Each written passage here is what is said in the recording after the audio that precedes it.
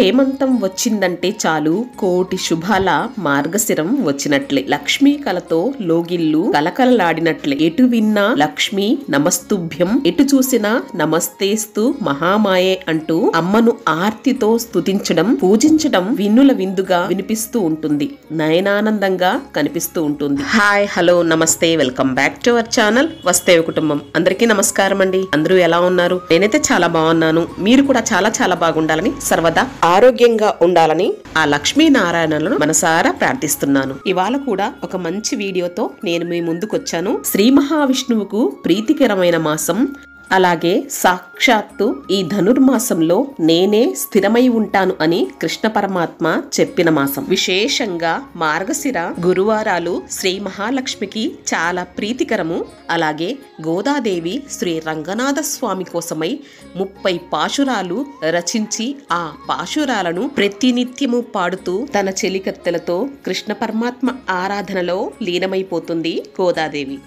ఈ రెండు ఒకే నెలలో రావడం చాలా విశేషం.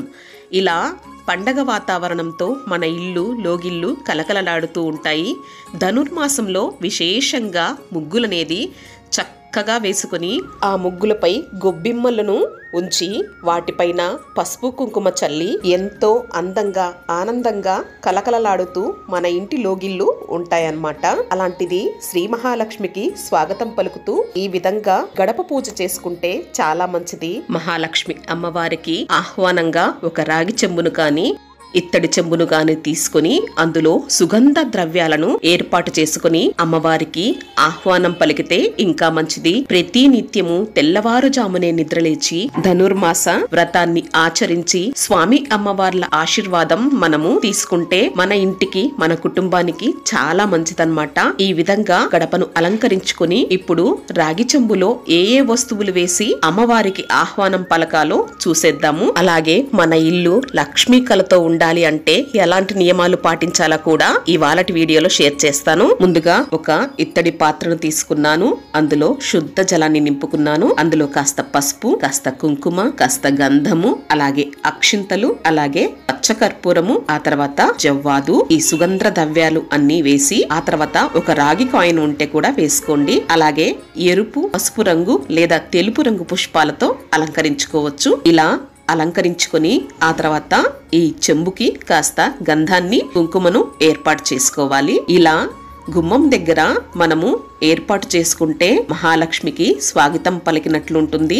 ఎక్కడ సుగంధ ద్రవ్యాలను ఉపయోగించి అమ్మవారికి ఆహ్వానం పలుకుతామో అక్కడ శ్రీ మహాలక్ష్మి నివాసం ఉండటానికి ఇష్టపడుతుంది. గడపకి లోపలి భాగం నుంచి లెఫ్ట్ సైడ్ వచ్చేలాగా, వెలుపలి భాగం నుంచి రైట్ సైడ్ వచ్చేలాగా ఏర్పాటు చేసుకోవాలి. అలాగే మనం ఆహారం వండుకునే ప్లేస్ లో ఆగ్నేయంలో తప్పనిసరిగా బియ్యం పిండితో ఒక చిన్న ముగ్గునైనా వేసుకోవాలి. పూజా మందిరంలో ఏ విధంగా అయితే మనము బియ్యం పిండితో ముగ్గులు వేస్తామో అదే విధంగా ఆగ్నేయంలో కూడా ఎక్కడైతే ఆగ్నేయ దీపాన్ని వెలిగిస్తామో అక్కడ ఈ ధనుర్మాసం ముగ్గులు వేసుకుంటే చాలా మంచిది. ధనుర్మాసంలో ఒక గీతల ముగ్గులే వేస్తాము కదా, చాలా అందంగా ఉంటాయి. ఇవాళ రోజున మంగళవారం నాడు మహాలక్ష్మి అమ్మవారికి ఆహ్వానం ఎలా పలికానో అదే విధంగా ఆగ్నేయంలో అన్నపూర్ణమ్మను ప్రతిష్ఠించుకోవడం కోసం ఇలా అందంగా ధనుర్మాసం ముగ్గును వేసుకుని అలంకరించుకున్నాను. చాలా అంటే చాలా బాగుంటాయండి. చాలా సింపుల్ గా వేసుకోవచ్చు. అలాగే మనం వంట చేసే గ్యాస్ స్టవ్ మీద కూడా పసుపుతో కాస్త అలికి ముగ్గులు వేసి అందంగా పసుపు కుంకుమ అలంకరించుకోవాలి. ఈ విధంగా మనము ఆగ్నేయంలో దీపం వెలిగించే ముందు చక్కగా ముగ్గులు వేసి అలంకరించుకుని ఆ తర్వాత ఆగ్నేయ దీపాన్ని వెలిగించుకుంటే చాలా మంచిదండి. మన ఇంటికి హార్ట్ లాంటిది పూజా మందిరము, అలాగే ఆగ్నేయంలో వంటగది, ఈ రెండు చాలా పరిశుభ్రంగా ఉంచుకుంటే మన ఇంట్లో లక్ష్మీ కళ ఉట్టిపడుతుంది. ఎందుకంటే పూజా మందిరంలో పూజ చేయడం వల్ల మనకు ఒక మంచి పాజిటివ్ వైబ్రేషన్ ఎలా ఉంటుందో అలాగే ఆగ్నేయంలో ఇలా అన్నపూర్ణమ్మను స్థాపితం చేసుకొని అలాగే ఆగ్నేయ దీపాన్ని వెలిగించుకొని పూజ చేసి మనము ప్రతి నిత్యము ఆహారాన్ని వండిన ఆహారాన్ని నివేదన చేస్తే మన ఇంటికి మన ఒంటికి కూడా చాలా మంచిది. ఆహారము అమృత తుల్యమై ఆరోగ్యాన్ని ప్రసాదిస్తుంది. ప్రతి నిత్యము మీరు ఇలా పూజ చేయలేకపోయినా శుక్ర మంగళవారాల్లో అమ్మవారిని ఇలా పూజించుకుని ఆగ్నేయ దీపాన్ని వెలిగించుకోవచ్చు. విగ్రహాలు లేకున్నా కూడా అమ్మవారి చిత్రపటాన్ని ఒకటి ఆగ్నేయంలో ఏర్పాటు చేసుకుని కూడా పూజ అనేది చేసుకోవచ్చు.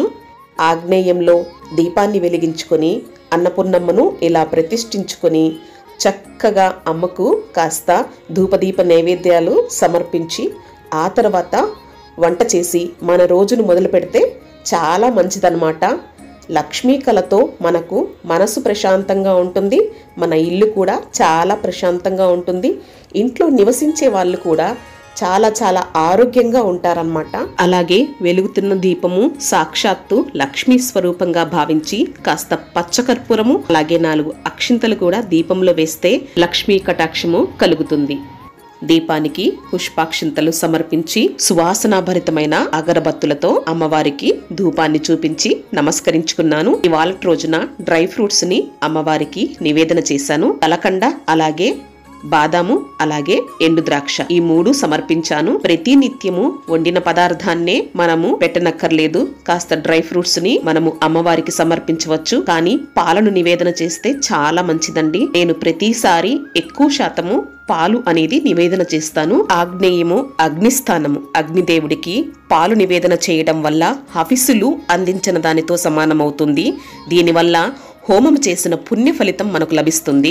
ఈ విధంగా పూజ చేయడం వల్ల మన ఇల్లు లక్ష్మీ కటాక్షంతో కలకలలాడుతుంది. అదే విధంగా మన ఇల్లు ఒక దేవాలయంలా పాజిటివ్ వైబ్రేషన్ తో నిండుతుంది. లక్ష్మీ కటాక్షం కోసం ఇంకొక మార్గం ఉంది. అది ఏంటో ఇప్పుడు చూసేద్దాము. మనము ప్రతి నిత్యము దీపారాధన చేసుకోవడం కోసం ఒత్తులనేది చేసి సిద్ధంగా ఉంచుకుంటాము. అలాగే ఇలా నిలువు ఒత్తులు అలాగే పువ్వొత్తులు 2 సిద్ధం చేసుకుంటాం కదా. ఒక ప్లాస్టిక్ కంటైనర్ లో ఇవి 2 ఇలా ఉంచి ఆవు నేతితో తడిపి ఉంచుకోవాలన్నమాట. ఆవు నేతిలో 2 పదార్థాలు కలుపుకుంటే చాలా మంచిది. సుగంధభరితంగాను అలాగే లక్ష్మీ కటాక్షం కూడా కలుగుతుంది. పచ్చకర్పూరము మహాలక్ష్మికి చాలా ప్రీతికరము. ఆవు నేతిలో కాస్త పచ్చకర్పూరము అలాగే జవ్వాదు రెండింటిని కలపాలి. జవ్వాదు ఆయిల్ కూడా దొరుకుతుంది, అది కూడా ఇందులో వేసుకోవాలన్నమాట. ఇలా వేసుకొని ఆవు నేతిలో ఈ ఒత్తుల్ని తడిపి ప్రతి నిత్యము మనము పూజ చేసేటప్పుడు ఈ ఒత్తుల్ని వాడుకుంటూ ఉంటాము.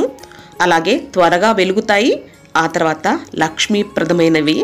మహాలక్ష్మి అమ్మవారికి పచ్చకర్పూరంతో చేసిన దీపారాధన చాలా చాలా ఇష్టము. అలాగే ఆవు నేతి దీపారాధనలో సాక్షాత్తు లక్ష్మి స్థిర నివాసమై ఉంటుంది. లక్ష్మీ నివాసాల్లో ఆవు నేతి కూడా చాలా ముఖ్యమైనది కదా. అందుకే ఇలా ఒత్తుల్ని ఆవు నేతిలో తడిపి ఉంచుకుంటే మనకు ప్రతి నిత్యము నిత్య పూజలో ఈజీగా ఉంటుంది. పంచహారతి కోసం పువ్వొత్తులు చాలా బాగా ఉపయోగపడతాయి, చాలా బాగా వెలుగుతాయండి. ఆ తర్వాత నల్లటి చీమలకు ఆహారం వేయను కూడా ఒక లక్ష్మీప్రదమే. మహాలక్ష్మి అమ్మవారికి ఎంతో ప్రీతికరము ఈ నల్లటి చీమలంటే. మనకు ఇంటి ప్రాంగణంలో చుట్టూ ఇలా నల్లటి చీమలు తిరుగుతూ ఉంటాయి. కాస్త కలకండ కానీ కాస్త పంచదారను కానీ ఇలా వేయడం వల్ల వాటికి ఆహారం అందుతుంది. అలా చేయడం వల్ల కూడా మహాలక్ష్మి అమ్మవారికి చాలా అంటే చాలా ప్రీతికరం అన్నమాట. ఈ విధంగా కూడా లక్ష్మీ కటాక్షాన్ని మనం పొందవచ్చు. అలాగే లక్ష్మీ స్థానాల్లో ఇంకొకటి ప్రధానమైనది, మన పూజా మందిరంలో కానీ మన గృహంలో కానీ నెమలికల్ని ఉంచుకోవడం వల్ల కూడా మహాలక్ష్మి కటాక్షము సంపూర్ణంగా ఉంటుంది అని పెద్దలు చెప్పారు. శ్రీకృష్ణ పరమాత్మకు చాలా అంటే చాలా ప్రీతికరము ఈ నెమలికలు. అందుకే తప్పనిసరిగా కృష్ణునికి దగ్గరలో ఇలా నెమలికల్ని ఏర్పాటు చేసుకుంటే చాలా మంచిదండి. ఈ విధంగా పూజా మందిరంలో నేను 2 నెమలికల్ని ఏర్పాటు చేసుకున్నాను. చాలా పాజిటివ్ వైబ్రేషన్ ఉంటుందన్నమాట ఆ నెమలికల్ని చూస్తూ ఉండడం వల్ల కూడా. అలాగే ఏదో తెలియని ఆనందాన్ని కూడా మనము పొందగలుగుతాము. ఇక మన ఇంట్లో ముఖ్యంగా శుక్రవారం రోజు కానీ లేదా మంగళవారం రోజు కానీ ఇలా ఒక ప్రత్యేకమైన ధూపాన్ని వేసుకోవడం వల్ల మన ఇంట్లో లక్ష్మీ కటాక్షమే కాకుండా ఏమన్నా చెడు నెగటివ్ ఎనర్జీ ఉన్నా కూడా వెళ్ళిపోతుంది. తప్పనిసరిగా మన ఇంట్లో ఒక్కసారైనా కూడా వారానికి వేసుకోవాలి. ముందుగా ఎండిన వేపాకుల్ని కాస్త తీసుకున్నాను. ఆ తర్వాత ఆవు పేడను కొంచెం తీసుకున్నాను. ఆవు పేడ డ్రైగా ఉండాలి. ఆ తర్వాత 2 లేదా 3 యాలకులు, అలాగే 4-5 లవంగాలు, తెల్లటి ఆవాలు దొరుకుతాయి కదండి, ఇవి చాలా మంచిదన్నమాట. ఇలా కొన్ని తెల్లటి ఆవాలు, అలాగే పచ్చకర్పూరాన్ని కాస్త ఎక్కువగా వేసుకోవాలి. ఆ తర్వాత బిర్యానీ ఆకు, ఈ వస్తువులన్నీ వేసి వెలిగించాలి. ధూపాన్ని వేయాలి. ధూపం వెలుగుతున్నప్పుడు కూడా కొన్ని పదార్థాలు వేయాలి. అవి కూడా నేను ఇప్పుడు చెప్తానండి. బాగా ఇవన్నీ చిటపటలాడుతూ బాగా వెలగాలి. వెలిగి మంచి పొగ అనేది రావాలి. ఇందులో ఇంకా కొన్ని వస్తువుల్ని యాడ్ చేసుకోవాలి. పాల సాంబ్రాణి, గుగ్గిలము, అలాగే మైషాక్షి, ఈ 3 కలిపిన పదార్థం అన్నమాట. ఇది కూడా కొంచెం వేసుకోవాలి. అలాగే ఎండు కొబ్బరి కూడా కాస్త వేసుకోవాలి. ఇలా ఈ 3 పదార్థాలు కలిపినవి కూడా వేసుకుంటే మంచిదన్నమాట. ఇలా మంచిగా ధూపమంతా వెలిగి మంచి పొగ వస్తుంది. ఇందులో కాస్త ఆవు నేతిని కూడా వేసుకొని ఇల్లంతా ఈ ధూపాన్ని చూపించాలి.